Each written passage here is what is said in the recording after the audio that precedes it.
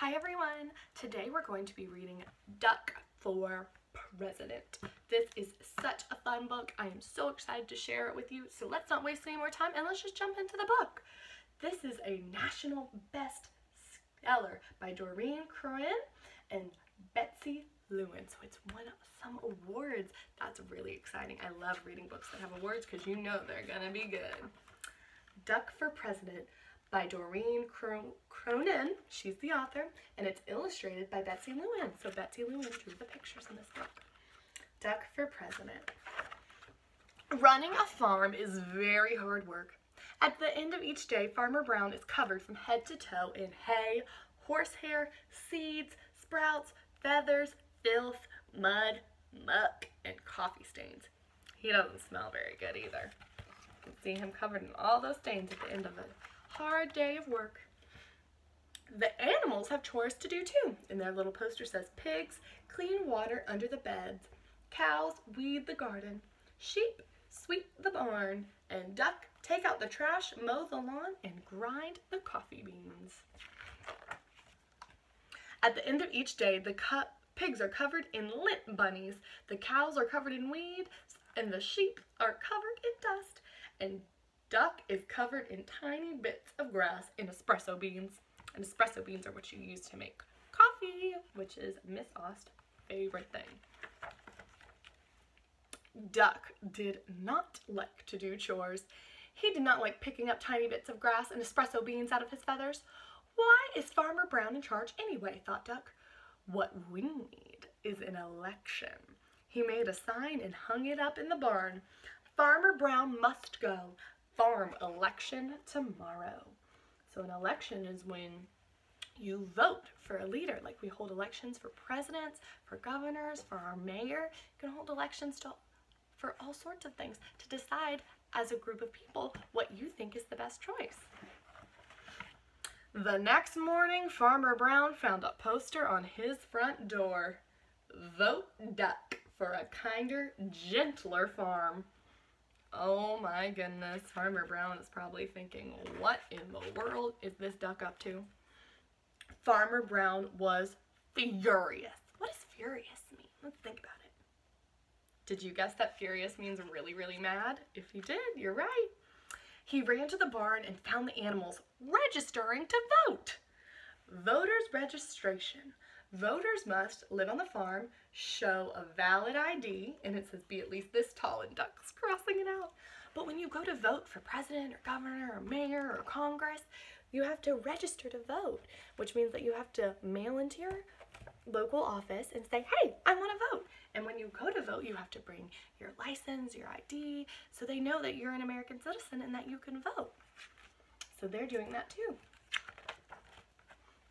On election day, each of the animals filled out a ballot and placed it in a box. The vote was counted and the results were posted on the barn wall. So a ballot is the little sheet of paper that you submit where you write down who you want to vote for. And it says F. Brown, 6 votes, and Duck, 20 votes. So who has more votes? Farmer Brown demanded a recount. One sticky ballot was found on the bottom of a pig. The new tally was F. Brown 6 votes, Duck 21 votes. The voters had spoken. Duck was officially in charge. So when you hold an election, whoever has the most votes is who wins the election, and in Duck's case, gets to be in charge. Running a farm was very hard work.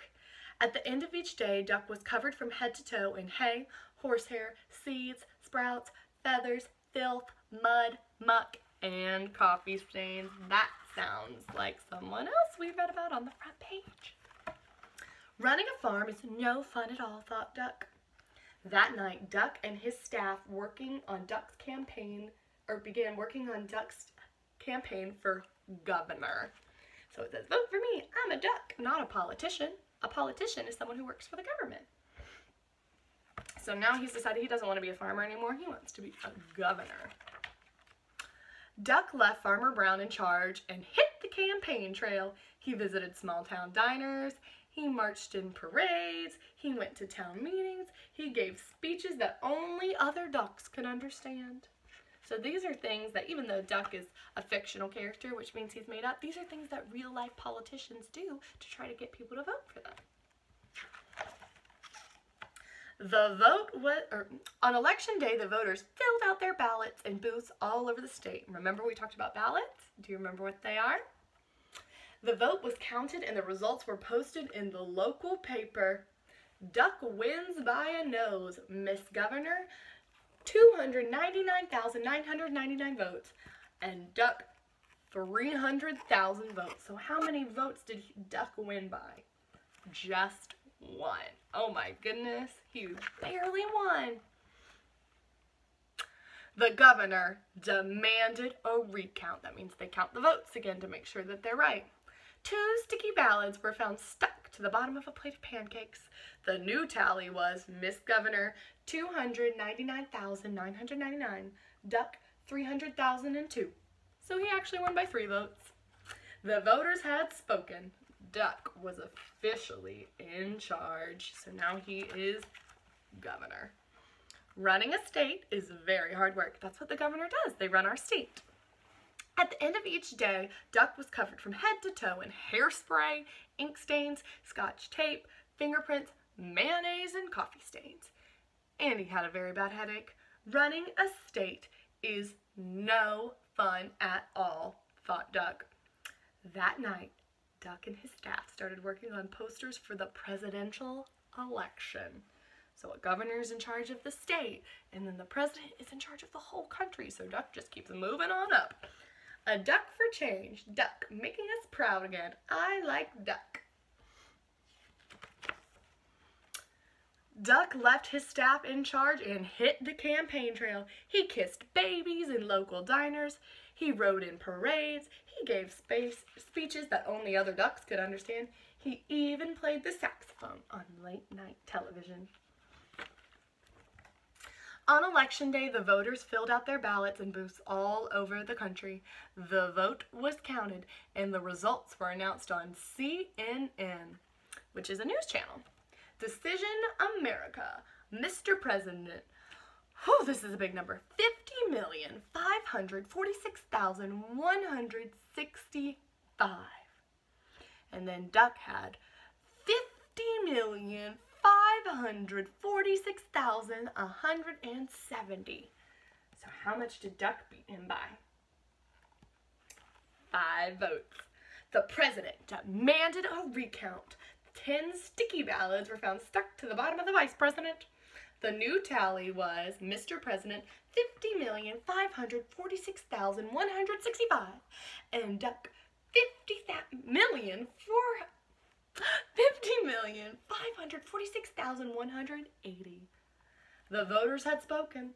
Duck was officially in charge. Running a country is very hard work. At the end of each day, Duck was covered from head to toe in face powder, paper cuts, staples, security badges, Secret Service agents, and coffee stains. What's the thing they all have in common? Those coffee stains. Everyone needs coffee. And he had a very bad headache. Running a country is no fun at all, thought Duck. And there he is. Do you know the office of the president, what it's called? It's named after a big shape. It's the Oval Office. He checked the help wanted ads. Duck needed no experience necessary. Must be able to mow the lawn and grind coffee beans. Duck left the vice president in charge and headed back to the farm. At the end of each day, Farmer Brown is now covered from head to toe in hay, horsehair seeds, sprouts, feathers, filth, mud, muck, and coffee stains. And Duck is working on an autobiography. And we know what an autobiography is. It's something that a person writes themselves about their lives. And then his computer screen says, 407 years ago, the only thing we have to fear, ask not what your country. And those are all famous quotes from former presidents, and he has them crossed out. And then Duck has written, running a farm is very hard work. that was such a silly book, but it did teach us so much about the government and about how elections are held, which is super cool that they made this fun fiction book but told us real facts about elections. That's why I love this book. If you like Duck for President, I know there's a ton of other awesome books by this author, Doreen and Cronin. So be sure to check her out. I hope you guys enjoyed this book, and I will see you all later. Bye, everyone!